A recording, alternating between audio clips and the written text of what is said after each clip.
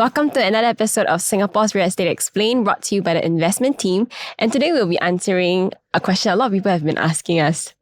Yes, so what's the question? So a lot of people have been asking about the lower land bids, for example, the Jalan Tembusu Parcel B, and why is such a phenomenon happening. So today we'll be touching a little bit more on area harmonization, what it is exactly, how things have changed, and how it actually affect upcoming land bids, as well as if it will cause condo prices to actually fall. Yep, and it's a very big topic because this is something that people may not know about in this market, and it's happening behind the scenes quietly, and it will actually affect some of the prices, but will it cause the price to fall? That's something we'll check out today. So what exactly is area harmonization? So let's look at a definition. Okay, so why this new ruling came out is because back then, okay, different authorities like URA, SLA, BCA, even SCDF, Singapore Civil Defence Force, they understand area of projects differently. There are different definitions.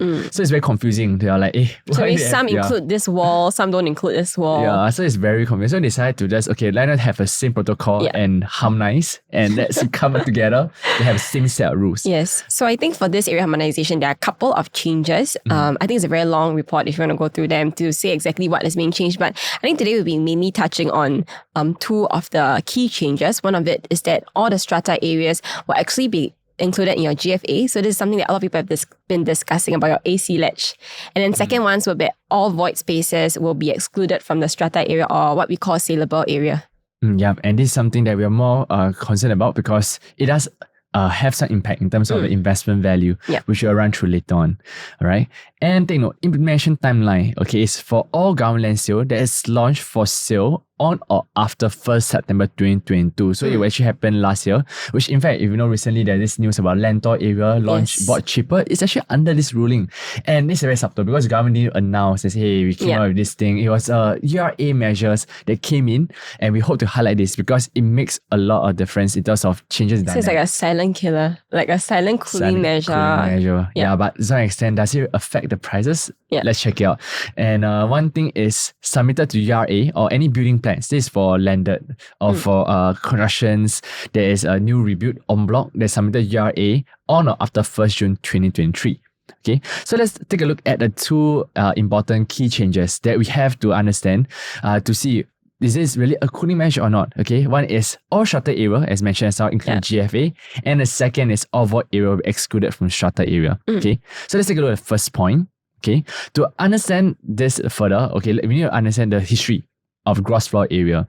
Okay, so there's this thing called a bonus gross floor area, which in fact, for a plot of land, the government have a certain plot ratio and limits the total built out area for this plot of land.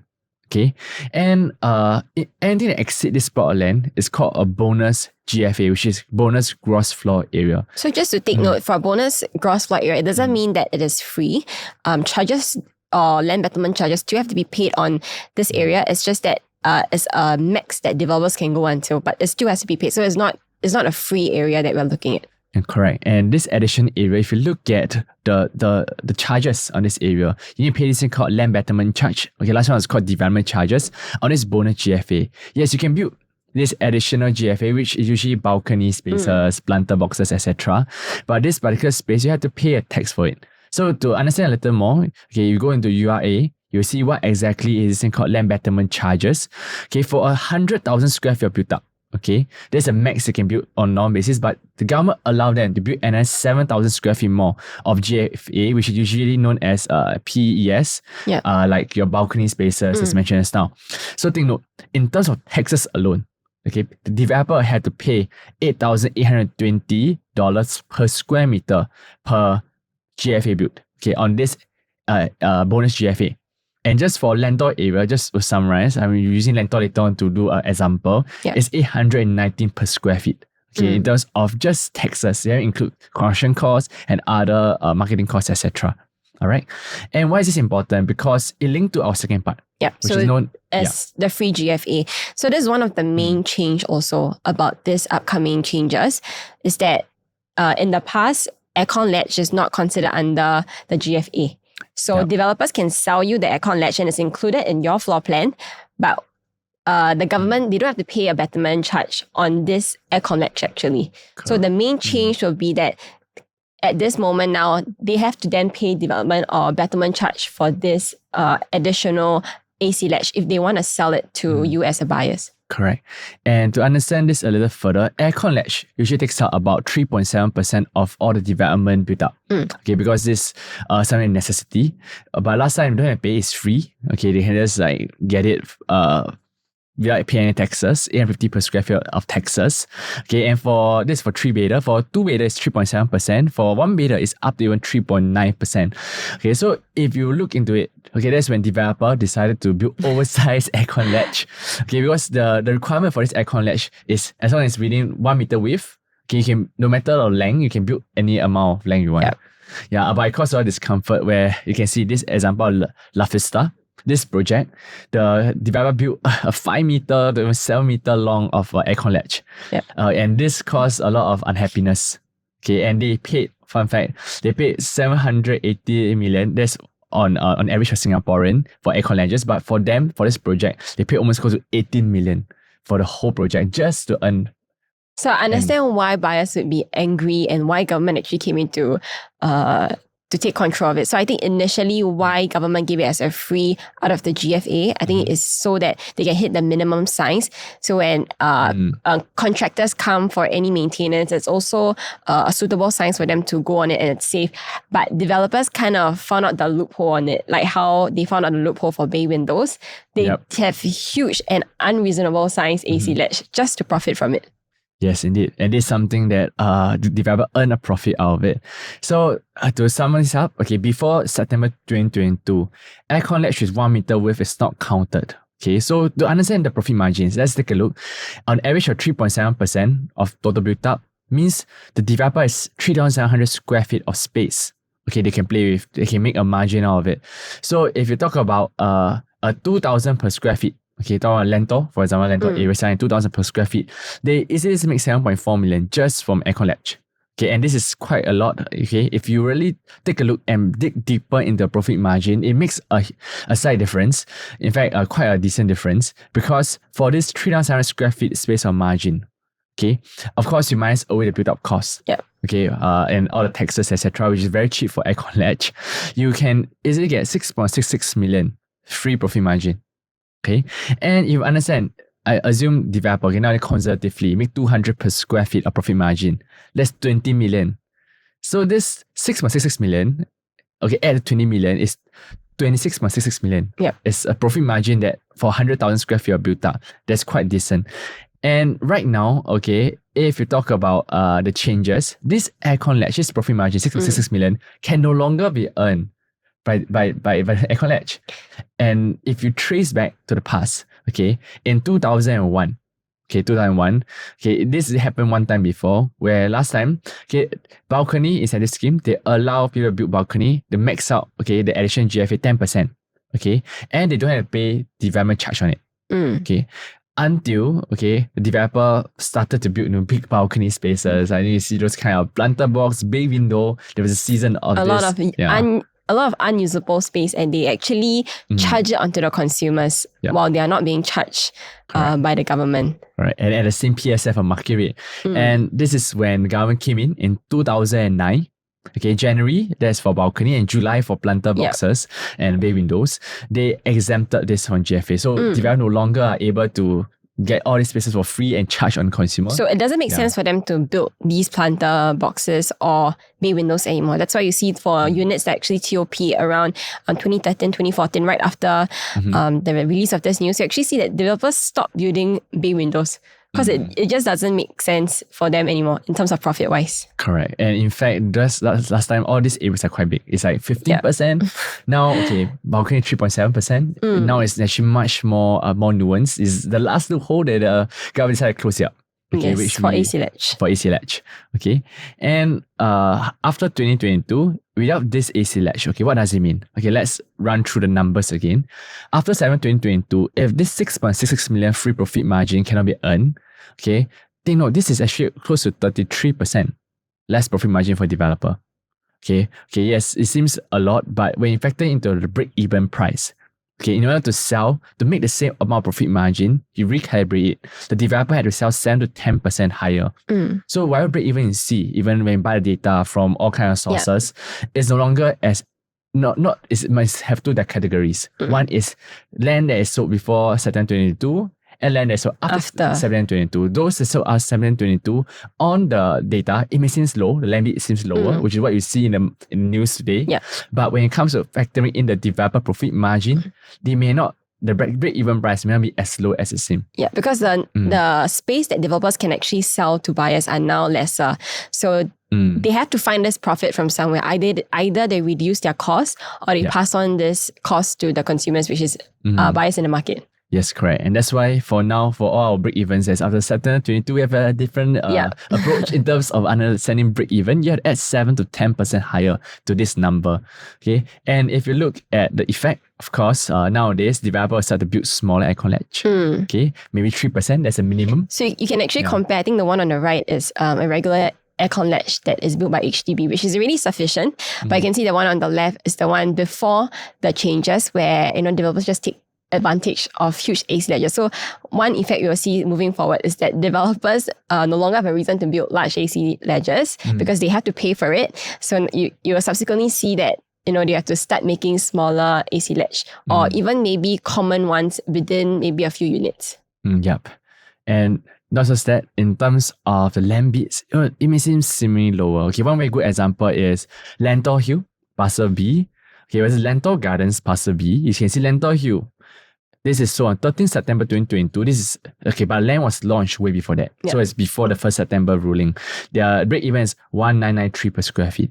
Okay, then there was a huge hoo-ha, which we found the main reason because it's area harmonization, where the land awarded after 1st September 2022, which is for this case, most likely in around Feb, they started launching, then it sold on 13 April.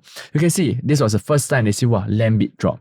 So I guess, in a way, the government created fear in the market. They said, hey, land bid is dropping. It's like it's important to understand the rationale behind the drop. Is there any other reasonings? And in this case, it's due to the harmonization that developers' profit margin is going to be smaller. Yes, so it makes sense that they have to cut this profit margin from somewhere. Correct. So when you factor this in, naturally it will be lower, but it's seemingly lower because at the end of the day, when it comes to reselling, the developer have factored all this loss and profit margin from the balcony space and add it into this break even. So it's very important to factor that in rather than simply seeing things at face value.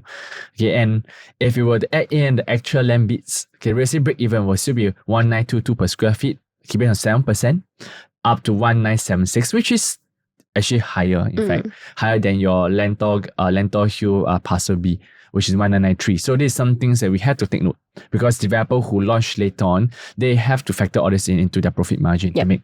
All right.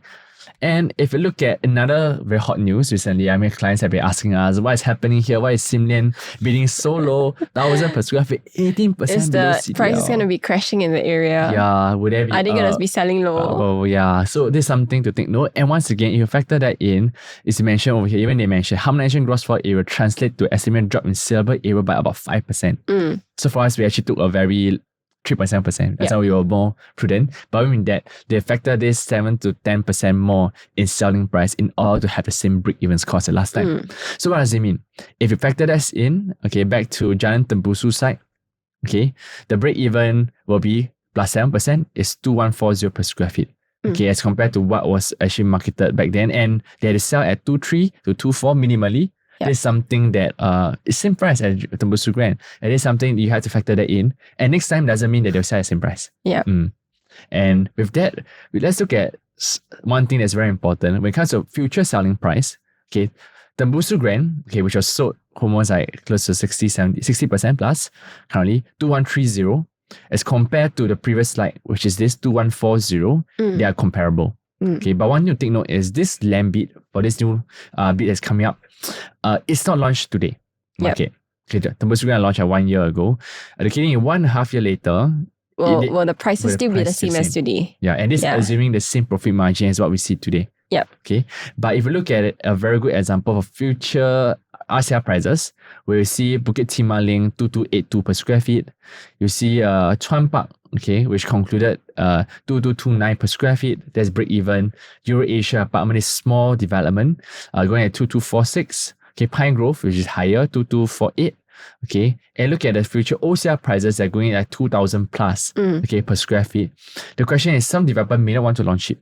So there's something you have factored that in. Doesn't mean you buy cheap means you are launch cheap. And this assuming a 10 to 15%, which is very low, which is how I got my number just now for the profit margin. But if you look at cases like this, we see Gatescape. Okay, they bought 1,000 per square feet. Wow, this is cheap. But you see when they launch equal to 1,000, 6,700 per square feet. So we can always say that developers, when they launch, they're always taking a look at what's the market sensing right now. And it's, I think break even is just a benchmark for us, but it's always not the definite answer. Correct. So there's something that we have to look closer into rather than simply taking at face value. All right. So what's the impact on the private market? Yeah. So I think for impacts on private market, with these new measures coming in or changes, I think firstly, that like we mentioned, developers' profit is going to be being eaten into, or it's going to be affected. So the way that they're going to make back the profit is either by cutting their loss or cutting construction costs. Correct.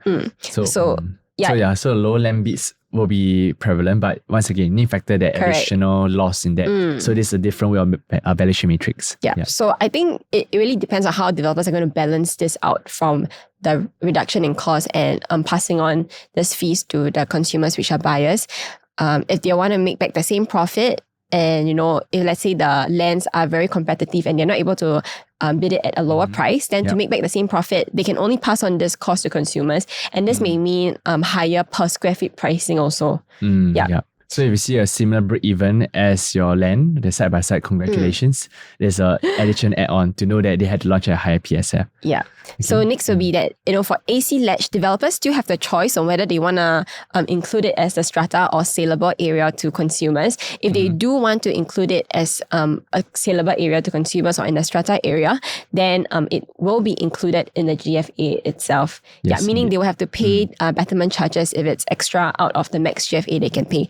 But if they were to make it as a common area, meaning they don't charge consumers for it, then they can apply for to the government to have it be waived. So to not include it in the GFA. Yeah, but you have to build smaller area and higher per square feet. Okay, so next up we have one more key changes. It's a more minor factor as compared to the aircon ledge, which is a big thing. It's mentioned that all void will be excluded from strata area. So penthouse lovers, they will have to. They might be affected. It depends on how developers take this change. Yeah, and so what is this thing called a void strata area? Okay, so if you know the past 5-6 years, it's quite common. Developers love to sell airspace to us. Okay, so what they do is they basically build high ceiling, and then you can see this second story. There's this particular airspace usually demarcated by X sign in the floor plan. Okay, and they will sell this area as part of silver area. So this is when developer charge this amount, but currently because of this new ruling of floor area harmonization, it prevents this area to be sold. And it cuts out this profit margin on developer once again. Okay, so how much does it vary? So with this, let's take a look at one example, which is your High Park residence. Yeah. So if you look at High Park residences, let's say we look at 2214 versus 2314, where 2314 is actually the penthouse. 2214 it's 1001 square feet, and 2314 is 1238 square feet. So the difference between that is about 237 square feet. So this 237 square feet is actually the void area or airspace that we call it. So the difference in price for these two units is about $76,000. So we assume per floor jump to be $7,000. Buyer is actually paying about $69,000 for this 237 square feet of void spaces. So this essentially brings the per square feet to be about $291. Okay, so if we were to assume 237 square feet of void spaces for each penthouse unit, I think we have to admit that different stacks will have different amount of void spaces, but we just, to make it easy, we just assume as 237. So let's say 59 stacks at High Park, assuming each penthouse is 237, that's across the entire development, that's 13,983 square feet of void spaces. So if you assume, going back to the previous slide, that each void space is priced at $291. The total for void spaces in development of 13,983 square feet would then be $4 million. So this is like extra profit for developers. Yeah. It's So like equal to 5-6 units sold just from all void spaces, free profit. So I think in the past, with these void spaces, right, developers can kind of show that the unit is bigger. Essentially, it brings the per square feet down. So it seems like it's a good deal. But if buyers are not careful going into a purchase and they don't realize that it's void spaces, then this is something that, they might get taken advantage of. Yes, indeed. So these are some things that today, without this void area being sold, once again, the extra cost will be charged back to the consumers and the future land bid. So the break-even price will be much higher. So we'll either continue seeing less penthouses being built because it's just not worth it for developers, or we can see it go the other way, that if the developers continue to build penthouses and if they cannot sell you that airspace, the next thing that they will do is just to increase your per square feet. Correct. Yep. And there's something that is inevitable, and we are looking forward to it for those people who bought earlier that can hedge the price against. Yeah. So with that, I think we've come to the end. We hope you've gotten a better understanding of what area harmonization is and how it will be affecting land bid prices as well as condo prices moving forward. So before we end, any last thoughts, Chris? Wow, I would say this is a very interesting move by the government. Because it's like, like a shadow ninja where you just go behind the scenes and work things on the back end side. So when it factors into the land bid prices that appear on the news, we were like, oh my, then it's sort of like, create fear in the market, which is very well done. But after that, when developer launch a price like 1 year later, then you're like, why the number don't tally? So there's some things that is quite good for investors to know, especially you're investing in property, because you are able to sieve out the noises, you're able to make opportunities and work for you. And I think it was a very interesting topic that we spent many hours discussing previously, debating about. just to dig out like information over the years, how everything has been changing. So I think if you have any questions regarding to this, or you'd like to reach out to us to see how it may affect your purchase, you can contact us through our WhatsApp number that we will link it directly over here. So with that, we'll see you the next time. This is Grace. This is Christian. Bye-bye. Bye.